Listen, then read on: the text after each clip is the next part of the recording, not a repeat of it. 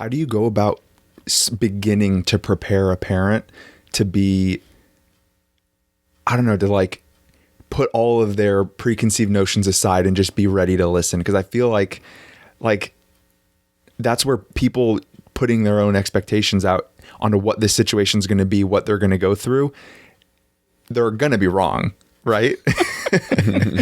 So how do you start preparing parents for that? And that was my parent strategies training. And so what I did was I called it CPR, consistency, predictability, and reliability. Consistency, predictability, and reliability. I called it CPR because it was an aid to help those parents, because it was about preconceived and expectations.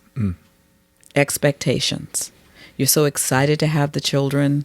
You're so excited to start your family, grow your family, and then you have a child who's had different parents, different structures.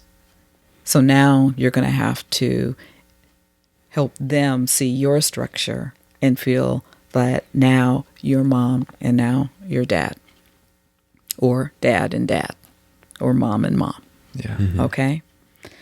And inevitably, I would talk about if a child has been in 10 placements, you're going to have a number of years, almost 10, before they're really going to feel like this is it. And you say 10 years? Yeah. Because there's 10 years of the first 10 years of their life, they were moving constantly.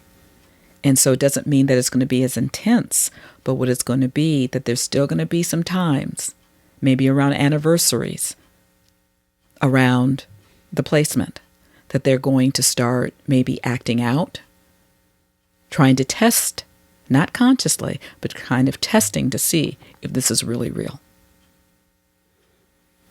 There'll be times that they will test. And it's not that, and it's like, why wouldn't they? Yeah. Because they've been told that this was forever or this is going to be permanent. And sometimes it hasn't been. And so for that, I teach the parents, it's like you have to kind of understand it from the child's perspective. If they're not calling you mom the first day, actually that's a strength. Let them.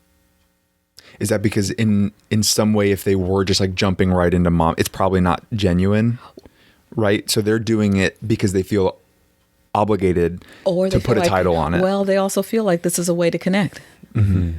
Okay, I'm supposed to say that, right? You're going to be happy? Okay, so Right. if I say mom and and I say dad, you're going to be happy. But see, that's a superficial Right. And initially, that's like the honeymoon. So the foster adopt, honeymoon. There's honeymoon periods. Doesn't mean that for all children, but honeymoon period. So I teach that there's honeymoon. So if they're calling you that, but then a few months later, they start acting out. They don't want to call you that. They don't want to say the same things. They don't want to follow the rules. What do you do then?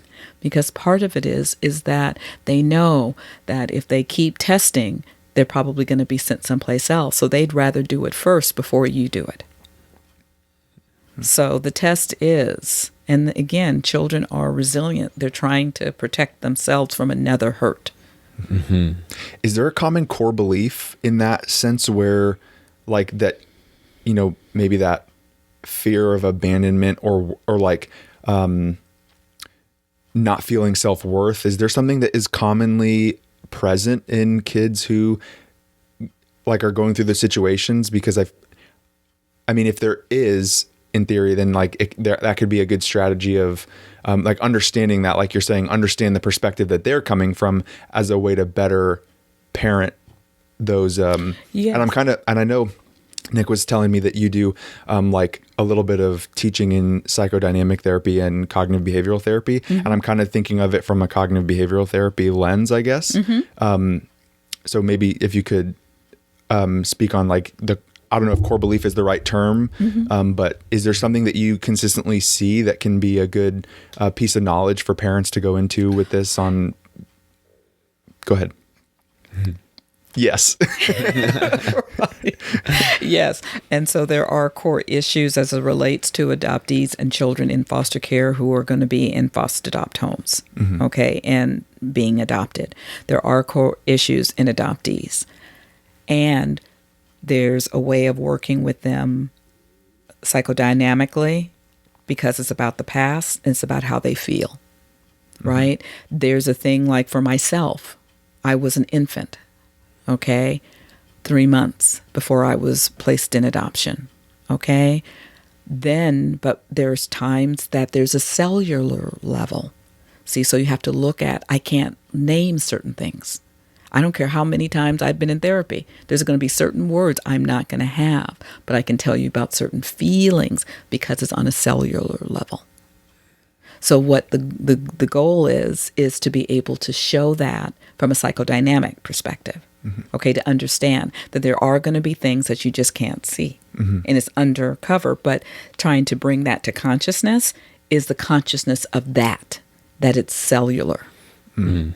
And it's not, and you're not crazy. Yeah. This is something that, okay, you got triggered on something, but you can't name it because it's in here. Okay? Cognitively, is that, okay, so now that you have that, all right, what do you do with it? Okay? So it's like, now I see it, so now do I react to it? You know, what kind, do I do meditation? Do I do something that's going to get me into a different space? You know, or what tools can I use cognitively? You know, what's my schema around that? Okay, and then look at the schema in my brain around what I think about, what it means about who I am, and being able to separate that. But then separating that cognitively and psychodynamically, they're kind of integrated. Yeah. It's hard to tease out completely. But I can say thought stopping would be one. It's like when you're starting to have thoughts about I'm not good enough, recognize that that's the thought. It's not real. And then be able to, you know, do something else instead.